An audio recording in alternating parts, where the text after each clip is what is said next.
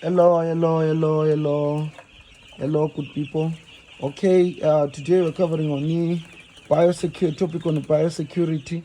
What is biosecurity? Biosecurity is literally the safety of life. Biosecurity is literally the safety of life. So when we talk about biosecurity, we're talking about life for animals. So every living thing, it needs to in the program of biosecurity. You need birds or any other animal, but specifically I'm talking about birds and poultry. So when we are looking at biosecurity, we are looking at a program that is designed to prevent the exposure of birds to diseases causing organisms by reducing introduction and spread of pathogens into the farm or within the farm, So as you can see right here, there are not many people who come into this fowl run, and there's a demarcation at which one can access the fowl run. So we are trying to exercise biosecurity at a smaller scale. But what I would like to say is biosecurity at a smaller scale, biosecurity at a large scale. Biosecurity is biosecurity. So biosecurity is the greatest measure that we can take against the diseases, in the control and fight against the poultry diseases. So we can talk about biosecurity as in the form of isolation, whereby we isolate the fowl run, we isolate the birds from being accessed by any individual or by birds, by other animals, by other people, by people coming in vehicles, coming on foot. Isolation, complete isolation. So it's another way of preventing diseases and keeping your pets alive. Biosecurity is keeping your pets alive. Simple as that. So if you fail in biosecurity, no matter how much you vaccinate them, you do farm management, it will be of no avail as long as biosecurity is not there. So you realize that biosecurity we have to do with the traffic control. This is a smaller place, so we can't talk about traffic control here. So we talk about human movement around the farm, around the fowl run. So we put a foot dip, whereby before you enter the fowl run, you have to dip your foot in the foot dip.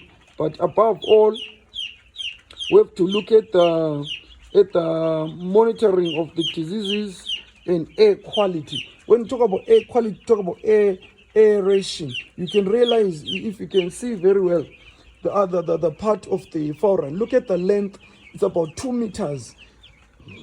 The length of the mesh chicken wire there. Then the length of the chicken wire is about 2 meters, because we want more aeration. There should be aeration. The air should be coming from both sides, the left and the right of the fowl run. Above all, biosecurity, we can look at biosecurity as the cheapest control of diseases, and it is more effective than vaccination and more effective than farm management. So meaning to say, in the triangle of disease control, we've got vaccination, or you can call it medication, and we've got biosecurity at the top there. You see a triangle, it's got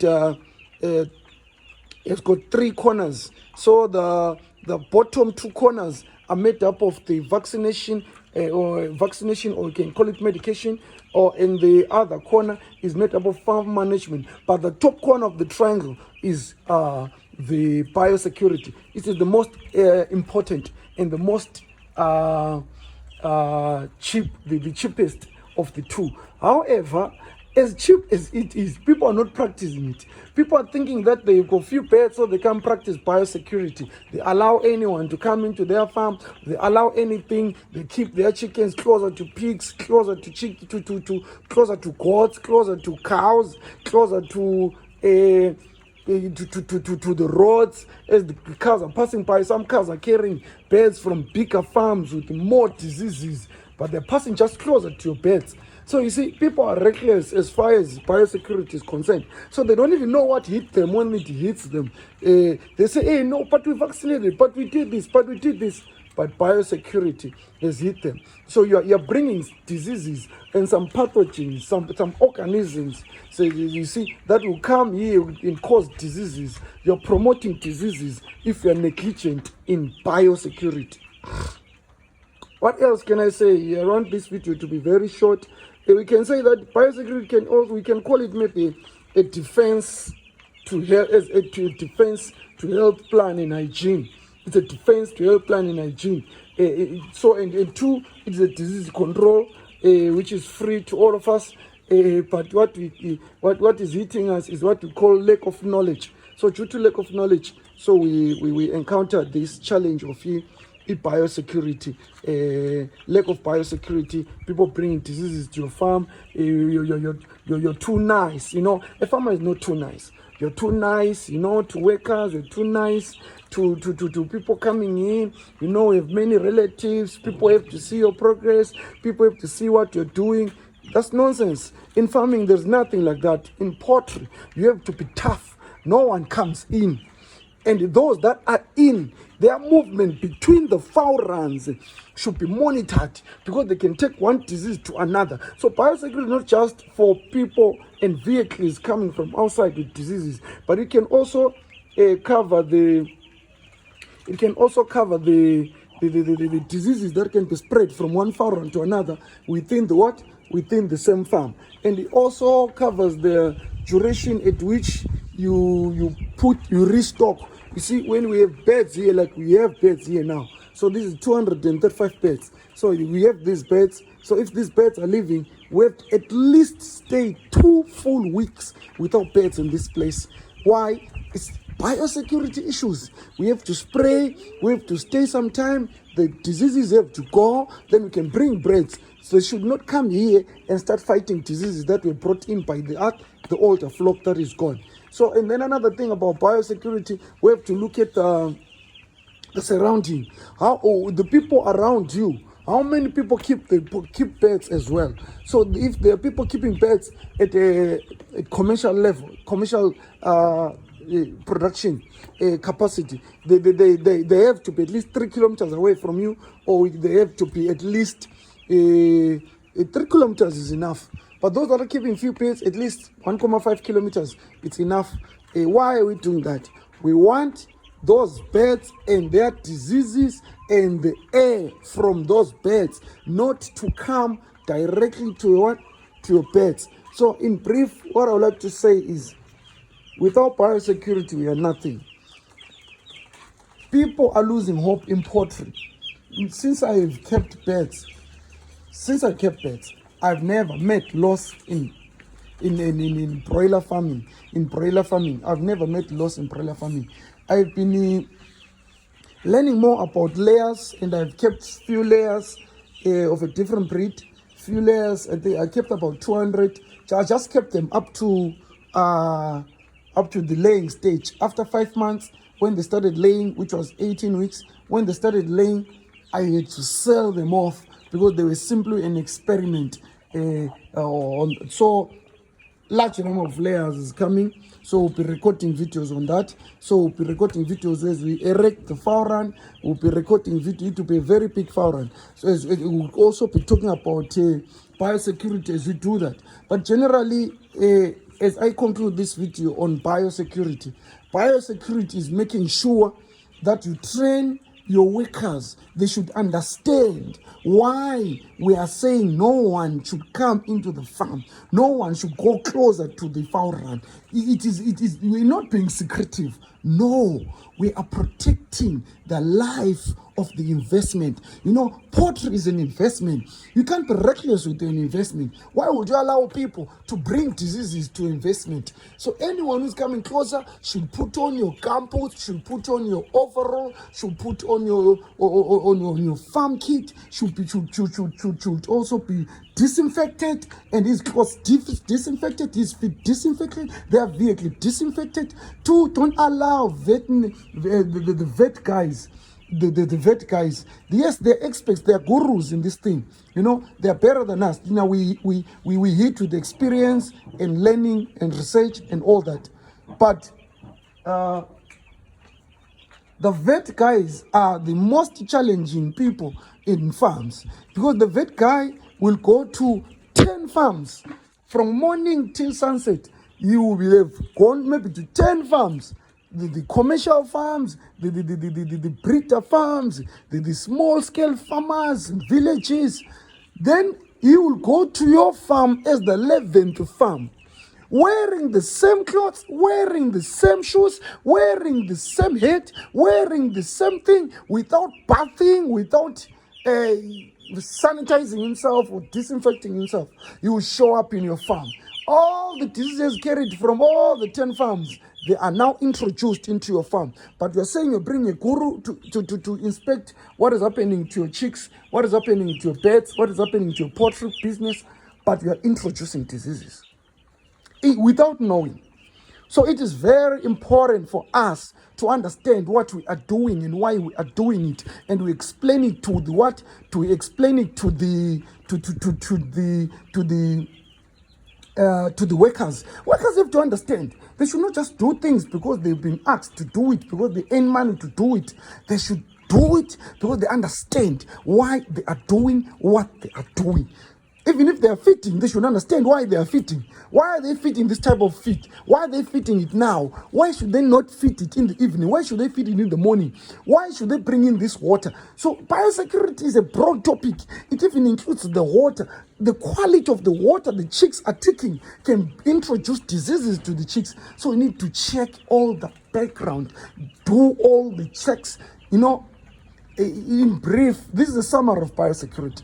I'll record a main video on biosecurity when we start the layer farm. I will record a very long video, about 30 minutes or so, when I'll be talking about biosecurity and all aspects of biosecurity in broader terms, further explaining them, further revealing to all the farmers what you should do. Practice biosecurity even in the backyard farm. We know we have a bigger fowl run here. We're just keeping few pets, but we have a bigger fowl run here. This fowl run carries about 1,500 chickens, but we're just keeping 200 and something here. But I'm using them to teach. One thing that you have to know is, don't think you will practice excellency when you are bigger. Practice excellency and practice the basic fundamental principles of poultry and poultry farming at a lower level. When you grow, you realize it will be easy to implement. Implement it now. I know in the background, a backyard farm, you've kept your broilers for too long, everyone goes there, your kids from school, they just move to the fowl run, your husband from work moves to the fowl run, your relatives, your auntie, your grandma, your mom, your what, they just move to the fowl. Wow, we are doing well. This is a great project. That's why your chickens are dying. They are coming in with diseases and introducing them to your farm. And now it's expensive for you to keep them because you are buying medication time and again. For your own information, I don't buy medication for broilers. If you can check their water, it's more like close to lime. This is stress mix. These chicks are 1 week. If you can check the previous video, this is the second video on these chicks. The previous video was last week Tuesday. Today is Monday. So they're just 7 days. These chicks are just 7 days. They're doing very well. They're healthy. None have died since we brought them here. The only ones that died, they died in the boxes on the way to the farm. So these ones are alive and they will live. Most of them will live. The worst thing that I know that can happen to any farmer is when diseases are introduced due to lack of knowledge into your farm. Just take care of these chickens. When you brought them, they are now under your care. Farm management, vaccination of the birds, and then biosecurity as the mother of them all. You rather fail on other, but not on biosecurity. Your vaccination will become effective if there is higher 100% biosecurity measures being taken. You see, and your farm management will be easier if there is a 100% biosecurity measures being taken. So these broilers, in 6 weeks, they'll be all gone. So don't vaccinate the broilers. Why should I vaccinate them? They will stay a few days here.